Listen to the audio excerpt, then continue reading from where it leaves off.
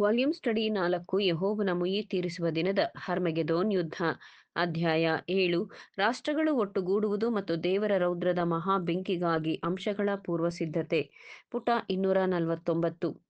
ಕೆಲವು ರೀತಿಯಲ್ಲಿ ಮಧ್ಯಸ್ಥಿಕೆ ಉಂಟಾಗದಿದ್ದರೆ ಅವರನ್ನು ರುಬ್ಬಿ ಕೆಳಗೆ ನೂಕಿ ಶೋಚನೀಯವಾದ ಮತ್ತು ಕೀಳ್ಮಟ್ಟದ ಗುಲಾಮಗಿರಿಗೆ ತಳ್ಳುತ್ತದೆ.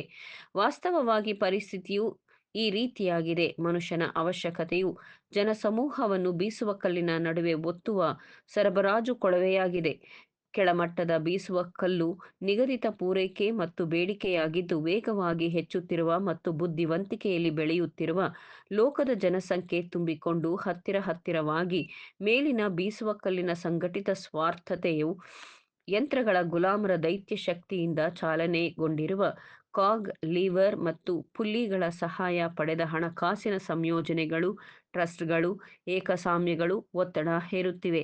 ಇದಕ್ಕೆ ಸಂಬಂಧಿಸಿದಂತೆ ಬರ್ಲಿನ್ನ ಬ್ಯೂರೋ ಆಫ್ ಸ್ಟ್ಯಾಟಿಸ್ಟಿಕ್ಸ್ 1887ರಲ್ಲಿ ಅಂದಾಜಿಸಿರುವ ಆವಿ ಯಂತ್ರಗಳು ಸ್ಟೀಮ್ ಎಂಜಿನ್ಗಳು ಪ್ರಪಂಚದಲ್ಲಿ ಸುಮಾರು 1000 ಮಿಲಿಯನ್ ಜನರನ್ನು ಪ್ರತಿನಿಧಿಸುತ್ತದೆ, ಅಥವಾ ಲೋಕದ ದುಡಿಮೆಯ ಜನಸಂಖ್ಯೆಯ 3ರಷ್ಟು, ಮತ್ತು ಆವಿ ಹಾಗೂ ವಿದ್ಯುತ್ ಶಕ್ತಿಯ ಶಕ್ತಿಯು ಆಗಿನಿಂದ ಈವರೆಗೆ ಸುಮಾರು 2ರಷ್ಟಾಗಿದೆ. ಹಾಗಿದ್ದರೂ ಈ ಯಂತ್ರಗಳು ಬಹಳ ಮಟ್ಟಿಗೆ ಎಲ್ಲಾ ದೇಶಗಳಲ್ಲೂ ಇವೆ.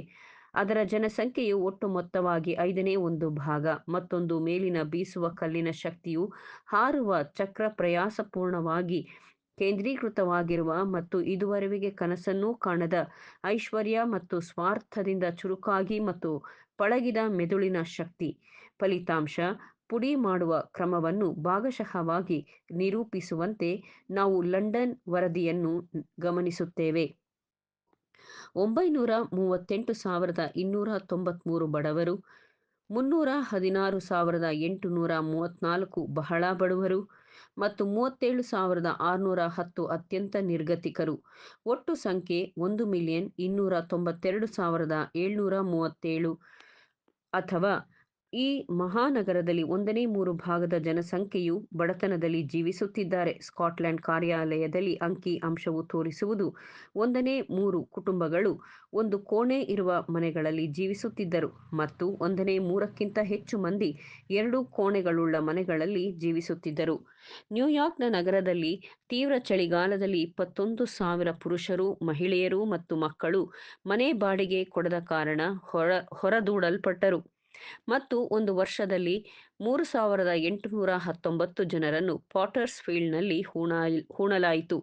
ಯೋಗ್ಯ ರೀತಿಯಲ್ಲಿ ಬದುಕಲು ಅಥವಾ ಮರಣಿಸಲು ಸಹ ಅತೀ ಬಡವರು. ಇದನ್ನು ಮರೆಯದಿರಿ, ಇದು ಈಗಾಗಲೇ ನಾವು ತಿಳಿಸಿರುವ ಮಿಲಿಯಾಂತರದಷ್ಟು ಹಣವಿರುವ ಸಾವಿರಾರು ಪ್ರಜೆಗಳಿರುವ ನಾಡು.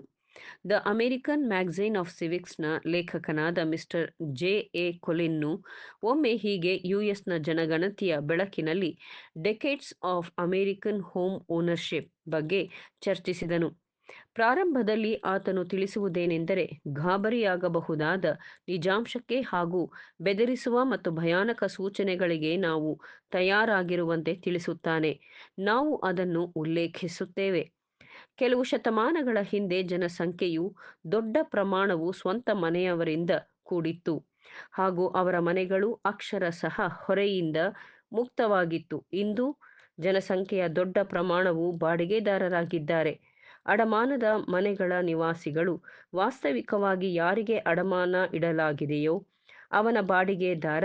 ಈ ದೇಶದ 84% ಕುಟುಂಬಗಳು ವಾಸ್ತುಶಃ ಬಾಡಿಗೆದಾರರು. ಮತ್ತೊಂದು ಹೇಳುವುದೇನೆಂದರೆ, ಈ ವಿಸ್ಮಯಕಾರಿ ಫಲಿತಾಂಶವನ್ನು ಇಷ್ಟು ಕಡಿಮೆ ಸಮಯದಲ್ಲಿ ಪರಿಗಣಿಸಲಾಗಿದೆ ಎಂದು ಯೋಚಿಸಿ. ಪಾಶ್ಚಿಮಾತ್ಯ ದೇಶಗಳಲ್ಲಿ ವಿಶಾಲವಾದ ಉಚಿತವಾದ ಭೂಮಿಯನ್ನು ವಸಾಹತುಗಾರರಿಗೆ ಮುಕ್ತಗೊಳಿಸಲಾಗಿದೆ. ಉದ್ಯಮದ ದೊಡ್ಡ ಕ್ಷೇತ್ರಗಳು ತೆರೆದಿದೆ ಮತ್ತು ಉತ್ತಮ ವೇತನದಲ್ಲಿ ಉದ್ಯೋಗವನ್ನು ನೀಡುತ್ತವೆ. ಪಶ್ಚಿಮ ಭಾಗದ ನೆಲೆಸಿದ ಅಥವಾ ಅದರ ಭೂಮಿಯನ್ನು ಏಕಸ್ವಾಮ್ಯಗೊಳಿಸಿದರೆ ಫಲಿತಾಂಶವು ಹೇಗಿರಬಹುದೆಂದು ಪರಿಗಣಿಸಿರಿ.